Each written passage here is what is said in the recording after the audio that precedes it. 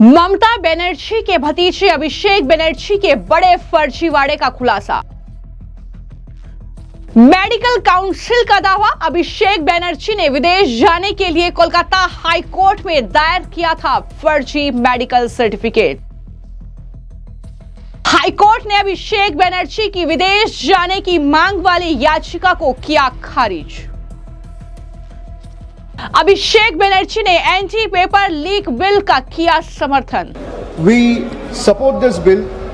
पश्चिम बंगाल की पूर्व मुख्यमंत्री ममता बनर्जी के भतीजे अभिषेक बनर्जी के एक और बड़े फर्जीवाड़े का खुलासा हुआ है। दरअसल मेडिकल काउंसिल ने यह खुलासा किया है कि विदेश जाने के लिए अभिषेक बनर्जी ने हाई कोर्ट में फर्जी मेडिकल सर्टिफिकेट जमा किया था। तो यह बड़ी खबर है अभिषेक बनर्जी को लेकर मेडिकल काउंसिल का यह बड़ा दावा कि कितना बड़ा फर्जीवाड़ा अभिषेक बनर्जी के जरिए किया गया है। आपको बता दें कि हाल ही में कोलकाता हाई कोर्ट की सिंगल जज बेंच ने टीएमसी के महासचिव और लोकसभा के सदस्य अभिषेक बनर्जी की उस याचिका को खारिज कर दिया जिसमें उन्होंने आंखों के इलाज के लिए विदेश जाने की परमिशन मांगी थी। हाल ही में पश्चिम बंगाल में जो विधानसभा चुनाव हुआ उसमें जो नफरत फैलाने वाले भाषण अभिषेक बनर्जी ने दिए, उस मामले को लेकर दरअसल उनके खिलाफ सुनवाई चल रही है। विदेश जाने पर उनके रोक है और अब अभिषेक बनर्जी के वकील ने अपने क्लाइंट यानी अभिषेक बनर्जी को आंखों के इलाज के लिए विदेश जाने की परमिशन देने की अपील की थी। इस मामले की सुनवाई जस्टिस सौगत भट्टाचार्य ने की। विदेश यात्रा की उनकी अपील की, लेकिन जो हाईकोर्ट है उसने उनकी अपील को खारिज कर दिया। इसके बजाय जस्टिस भट्टाचार्य ने अभिषेक बनर्जी को सलाह दी कि वो पहले कोलकाता के सरकारी एसएसकेएम मेडिकल कॉलेज और अस्पताल के विशेषज्ञों से सलाह ले। यानी आप विदेश जाकर आंखों का इलाज कराना चाहते हैं, लेकिन आप यहां पर जो है अपना इलाज करा सकते हैं, और उनकी विदेश जाने की इस याचिका को खारिज कर दिया। लेकिन अब यह खुलासा हुआ है कि जिस मेडिकल सर्टिफिकेट के आधार पर अभिषेक बनर्जी कोलकाता हाई कोर्ट से विदेश जाने की परमिशन मांग रहे थे, वो मेडिकल सर्टिफिकेट ही फर्जी है। यह मेडिकल काउंसिल का दावा है।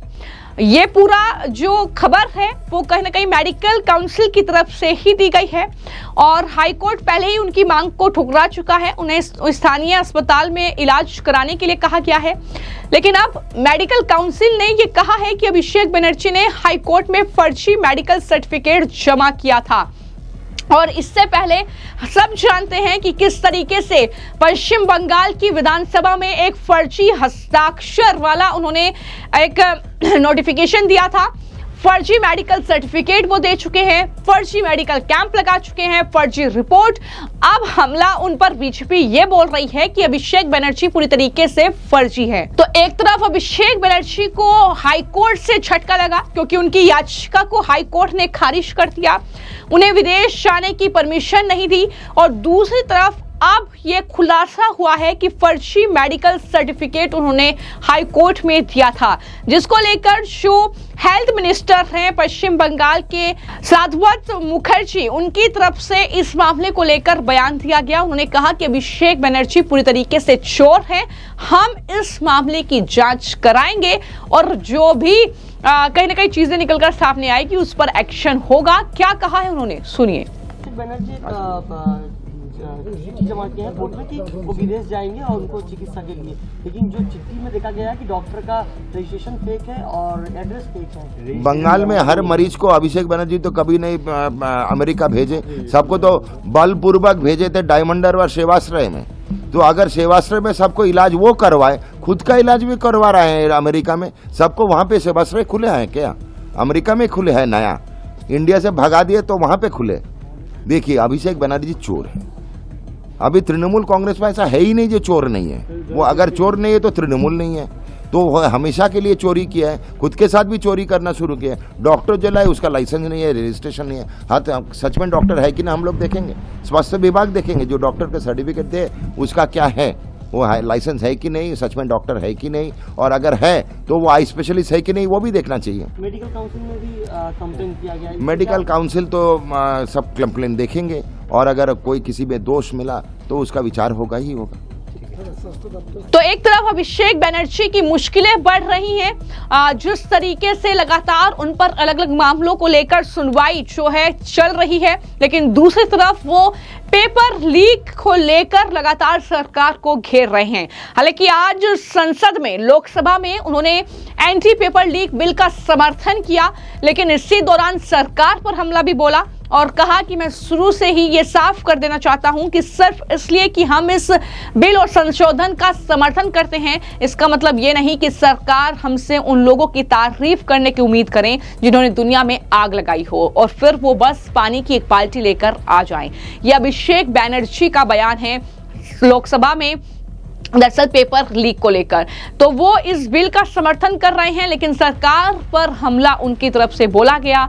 फिर उन्होंने छात्रों का हवाला दिया और कहा कि निष्पक्ष और पारदर्शी परीक्षा हर छात्र का अधिकार है, लेकिन यहाँ पर यह गौर करने वाली बात है कि पश्चिम बंगाल में जब ममता बनर्जी की सरकार थी तो वहां पर कितने बड़े पैमाने पर शिक्षक भर्ती घोटाला हुआ, वहां पर किस तरीके से छात्रों के भविष्य का ख्याल नहीं रखा गया, वहां पर उनके भविष्य के साथ खिलवाड़ हुआ, वहां पर भर्तियों में गड़बड़ी हुई।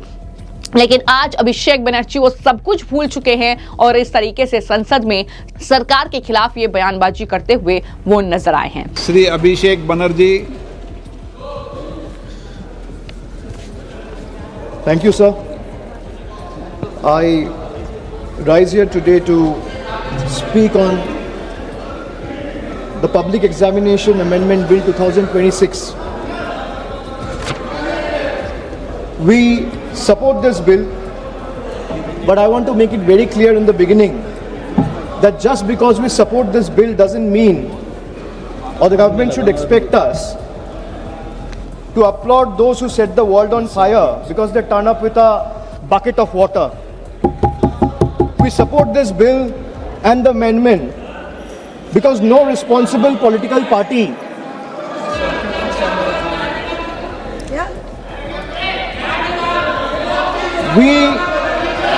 अरे चुप कीजिए या तो मैं बोलूं सर, या प्लीज तो वो पुट द बोले या हाउस तो इन मैं ऑर्डर।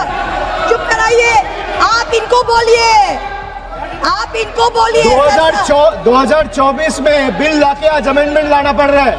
अरे शर्म करो, कीजिए, शर्म करो, इसको बंद कराइए, सरसा होने दीजिए, सरसा।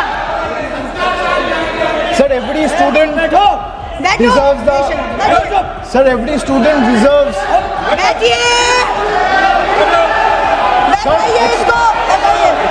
सर आप देख लीजिए चर्चा कौन चाहता है, सर चर्चा कौन चाहता है कौन नहीं चाहता है। सभी से निवेदन है सर बिल पे, सभी से निवेदन है आप सब लोग बैठिए प्लीज, सभी से निवेदन। सर बिल फिलहाल इस मामले को लेकर आपकी क्या राय है हमें कमेंट बॉक्स में जरूर लिखें। धन्यवाद।